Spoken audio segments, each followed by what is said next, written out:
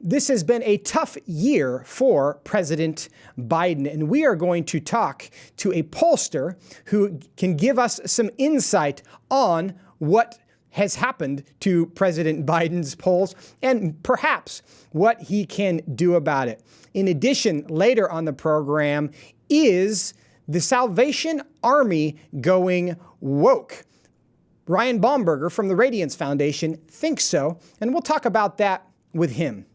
In addition, at the end of the program, what really causes inflation? And why is there such a disconnect between the right and the left on the best way to stimulate economic growth? Economist Stephen Moore will join us for that conversation.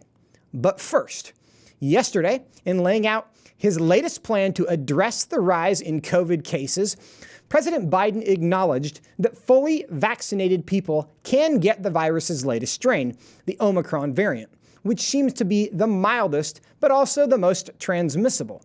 But he continued to push for vaccine mandates, despite pushback against them. I know vaccination requirements are unpopular for many, and not even popular for those who are anxious to get them. My administration has put them in place not to control your life, but to save your life and the lives of others. But another issue not getting nearly the same attention is also threatening people's lives. In fact, the leading cause of death for Americans aged 18 to 45 is not COVID, it's drug overdose.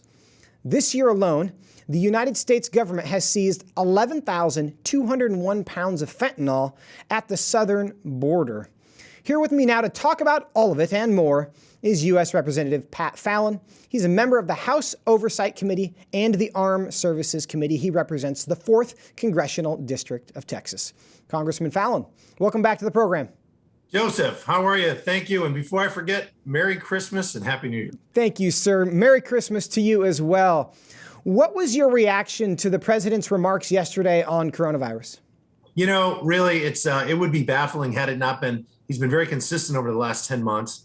His administration and their liberal allies are following fear, Joseph, and not science. Let's look at the way they were handling the border. Nobody could come to the country legally for the first 9 months of his administration from anywhere in the world. The northern border with Canada was closed, and yet the southern border was wide open. And the reason why they were closing all these other borders was because they said COVID was a dire threat and it was a national emergency. And yet they allowed 1.7 million people to come to countries with low vaccinations, if any vaccinations at all. And then they wouldn't test them. And if they did and they tested positive, they would still send them all over the country via the taxpayer, on the taxpayer's dime. That's not a way to spread, or rather to fight a virus. It's a way to spread one. So it's unfortunate, but Americans, he does not have the constitutional authority to force any American, to put something in their body that they don't want to. That's first and foremost. And they're wildly unpopular. Yes, Mr. President, they are. You know what else they are? They're illegal. Congressman, after 2 years, it's been 2 years that we've been dealing with this. And the speech that he gave yesterday was largely similar. Now, he offered a huge expansion in the number of rapid tests, 500 million tests that he wants to make available, make them easily accessible. But in large part, the guidance yesterday was similar to what we've been hearing for 2 years. Are you surprised that there hasn't really been much nuance? There's not a change. The guidance is not different based on your age, based on any comorbidities. Basically, we still have a one-size-fits-all approach to COVID. Does that surprise you? Yeah, it does, because clearly we know, again, following the science, that COVID really isn't much of a threat at all to young people, particularly children 18 and under. And even quite frankly, if you're healthy and you're 30 years old, it's not much of a threat. It does start to become a threat as people age. And if there's comorbidities, as you just mentioned, what Joe Biden has been very good at, Joseph, is he's been very good at taking away our liberties, but not making us any safer. COVID is like the wind. So again, let's be honest about the numbers. What people aren't reporting, any good news, like in Texas, I've been monitoring the hospitalization rates on a daily basis. And what I've noticed is over the last 2.5 months, the hospitalization rates in Texas have collapsed and been reduced by 80%. That's great news, but the press doesn't report it because they want, the splashy headlines. So the national emergency, the pandemic, is over. COVID's not over. and we still need to take precautions, but you need to do that as individuals. We have monoclonal antibodies. By the way, Joseph, one thing that's a big giant scandal that no one's talking about is Joe Biden's administration, just for whatever arbitrary reason, decided to cut the monoclonal antibody supply that they were providing Texas a few months back. And people, I think, truly lost their lives because of that. They've never given us a valid reason as to why. Now, there is, I think, some good news today. Pfizer announced a COVID treatment pill that they think has tremendous success in reducing the severity. Of course, it can be taken at home as a pill. Do you think the additional treatments like this will ultimately lead to policy changes in the way that the federal government's responding? Well, it should, because let's look at what we have. We have an effective vaccine. And again, I think that everybody should make that choice, whether or not they want to get it. I've had COVID and I got vaccinated, but that was my personal choice. So we have something that's effective in that regard. We have lots of people that have natural immunity. And then we've got this very promising antiviral treatment, as you just mentioned. And then we have monoclonal antibodies if you do get COVID. And that should be taken right away. I would highly encourage anybody that gets COVID, particularly if they're over the age of 40, to get monoclonal antibodies. So this is something now. And then Omicron itself, the variant that's now predominant in the country, is less severe than the others, than Delta and the original COVID. So that's actually good news. So again, the national emergency is over. So what Biden should do is take the lead and say, we need to live our lives. When we, you know what, if we took all the highways and we said, you know what, the speed limit is going to be 45 miles an hour. Yeah, that would save lives, but it would also drive Americans nuts. So we all have to take certain risks to live our lives, and it's time to move forward and have some real leadership in Washington. Well, a lot of leaders feel otherwise. In fact, just today, the mayor of Washington, D.C. announced that you are going to have to show proof of a vaccine in order to get into a restaurant or a gym or indoor businesses beginning in January. So clearly, these two paths are diverging across the country in terms of how political leadership wants us to respond. But in the opening to the segment, we talked about the fentanyl problem. We talked about the fact that for Americans aged 18 to 45, the number one cause of death is not COVID, it's drug overdose.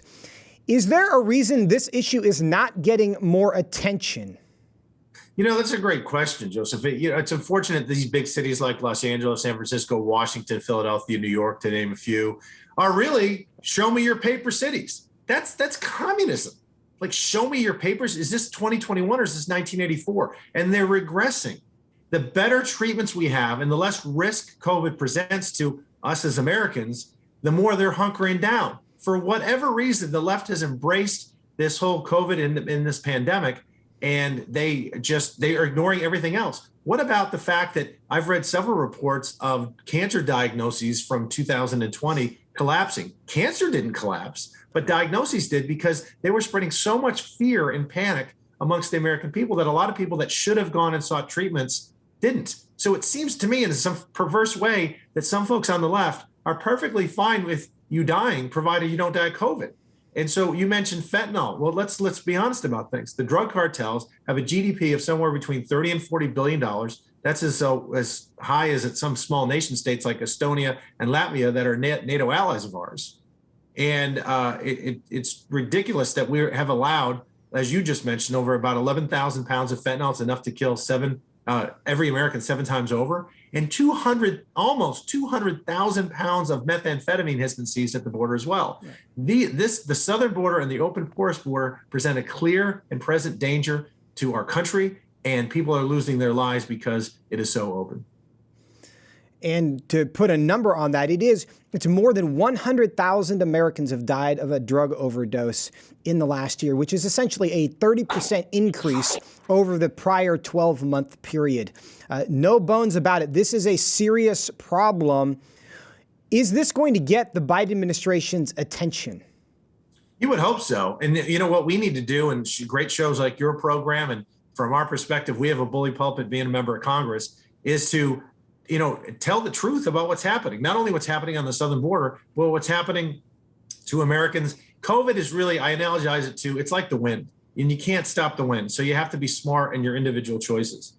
And we need to understand that what are COVID is the number 3 cause of death for folks over the age of 45. Well, what's the first cause? Heart disease. What's the second cause? Cancer. Let's address those as well. I want all Americans to live the most prosperous life they can and the longest and healthiest lives they can. And it's not just COVID that gets us. It's other things. So let's take a realistic, scientific, dynamic approach to Americans' health.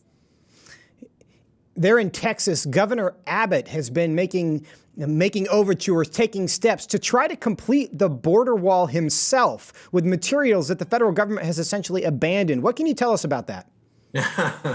Yeah, I really applaud the governor for doing that. And there are 2 large depots where a lot of these materials have been stored.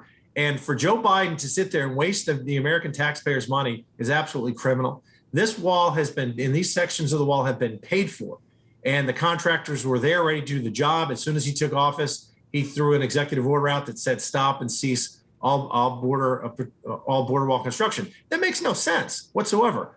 Putting a border wall up is one of one part of a comprehensive approach to secure the border. We needed to finish it. It's worthless with holes in it, Mr. President. And then to have that material, that fine American steel, just sit there and rust and waste away. And they were I've heard reports of them allowing people to just pull up with their pickup trucks and take some of it away. This is absolutely, it's horrendous, and it needs to stop forthwith. While the southern border has been largely open, the U.S. Capitol has not been. It's been closed to tours for the public for the last 2 years. You're trying to open it back up. Tell me about that. Well, when they put the walls up after January 6th, I thought that was very interesting. They put walls and fencing all around the People's House, the United States Capitol. They said because it was under threat. And as every day passed, that threat, literally collapsed to nothing. And then it was just all theater. And so I made a series of videos demanding that. And I said, Nancy Pelosi, then I would pound my fist on the wall and the fencing and say, tear down this wall. And, she eventually 6-8 months later, after spending hundreds of millions of dollars on a wall that was not needed, it finally came down.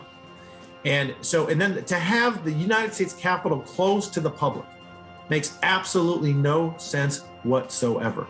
It's and they use COVID as an excuse for everything. Congressman Fallon? Yes, sir. We are out of time, unfortunately, but I appreciate you being with us very much. Appreciate all your efforts.